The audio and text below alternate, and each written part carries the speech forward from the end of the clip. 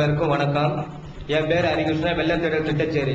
ஒரு இந்து மதத்துல தாலி கட்டுனா அந்த தாலி கட்டுவாங்க. அந்த எந்த ஆண்கள் ஞாபகம் வந்தாலும் அந்த தாலியை எடுத்து முத்தம் விட்டு உள்ள போடுவாங்க.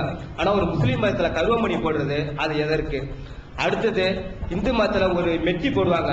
அது வெளியில வர்றவங்களுக்கு தெரிஞ்சு கொள்வதற்கு, இது கல்யாணம் ஆனவர்கள் என்று தெரிந்து கொள்வதற்கு. அதுக்காக அது போடுறாங்க. அடுத்தது கணவன் இறந்த பிறகு இந்து மதத்துல ஒயிட் அண்ட் ஒயிட்ல போடுறாங்க. அது கல்யாணம் ஆணை என்று பெண்ணு என்று தெரிந்து கொள்வதற்கு.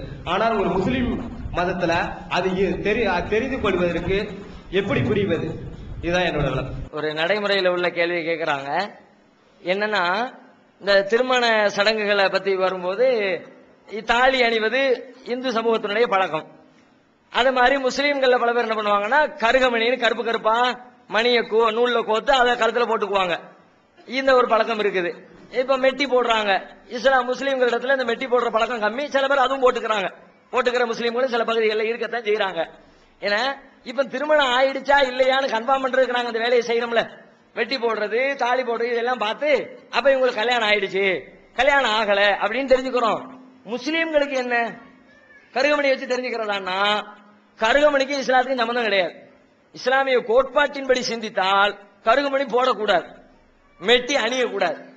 திருமணம் என்பது இஸ்லாமிய நம்பிக்கைப்படி ஒரு அக்ரிமெண்ட், ஒரு வாழ்க்கையின் ஒப்பந்தம். அது மற்ற ஒப்பந்தங்களை எப்படி செய்வோமோ அதே மாதிரி தான் இந்த ஒப்பந்தத்தையும் செய்ய வேண்டும்.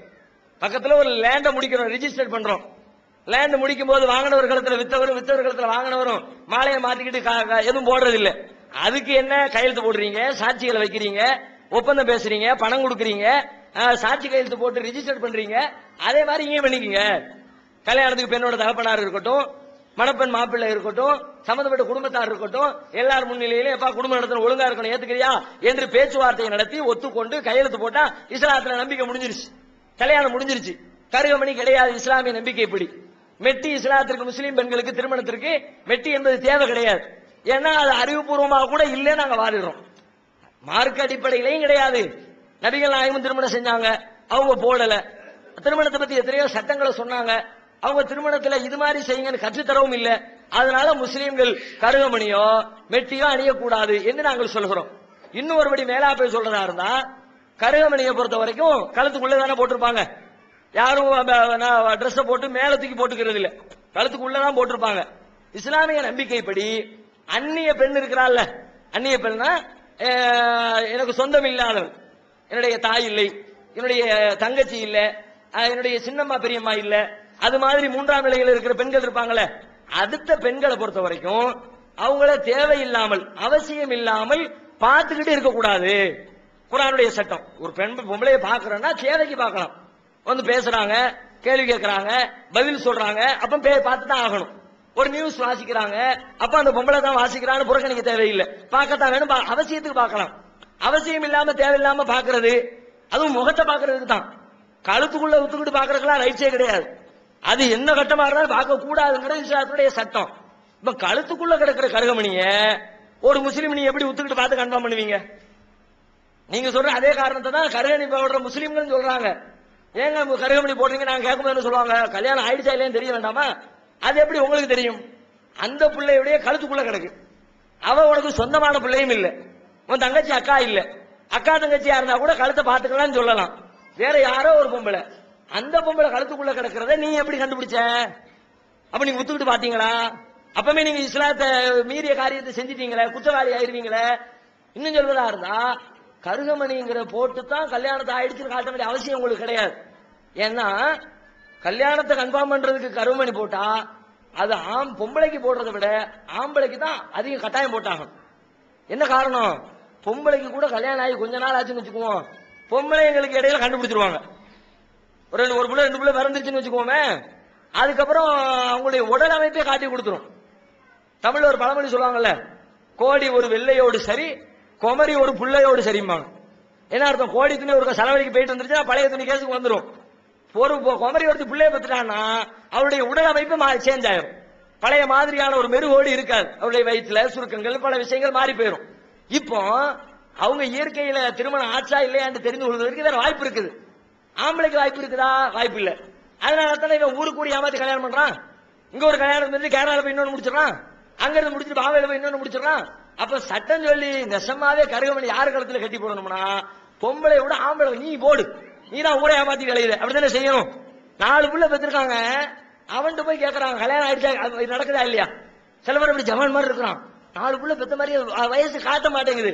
அப்ப நெசமா இங்கதான் போடணும். அதுக்காண்டி அது போடணும்னு அர்த்தம் இல்லை, அங்கேயும் போடக்கூடாதுதான்.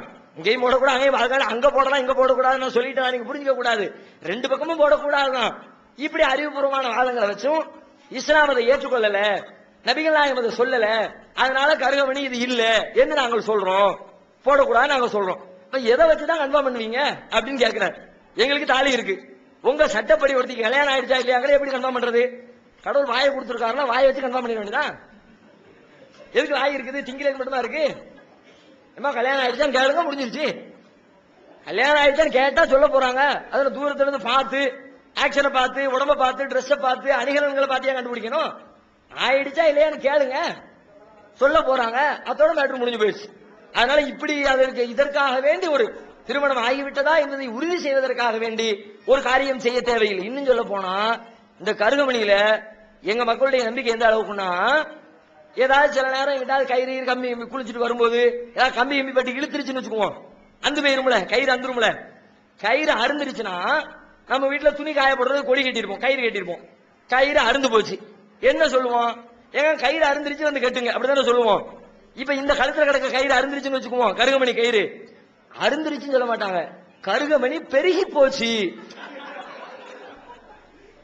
ஏன்னா மங்களகரமான வார்த்தைகளை சொல்லணும். இது எல்லாம் இஸ்லாம் ஏற்காது. இதுல என்ன இருக்கு? நீங்க பெருகி போச்சுன்னா நெசமா பெருகி, ரொம்ப பெருகுனா பெருகணும், நெசத்துல பெருகணும். பெருகி இருக்கா? 500 இருந்தது 1000 மணியா இருந்தா தான் பெருகி இருக்குன்னு சொல்லணும். 1000 மணி இருந்தது அந்த உடனே 2000 மணி ஆயிடுச்சுன்னா பெருகிருச்சுன்னு சொல்லணும்.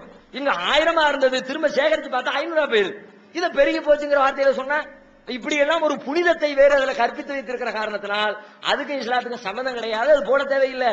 அது அவங்க முஸ்லீம் இல்லாத மக்கள் ஒண்ணு போடுறாங்கன்னா போட்டிக்கு சில பேர் அவங்க ஒண்ணு போடுறாங்கல்ல, நம்ம ஒண்ணு போடணும். அவங்க மதம் சம்பிரதாயம் வழக்கம் அது வேதம் செய்யறாங்க. அவங்க இதை ஃபாலோ பண்ணா நீங்க எதுக்கு அதை ஃபாலோ பண்றியா?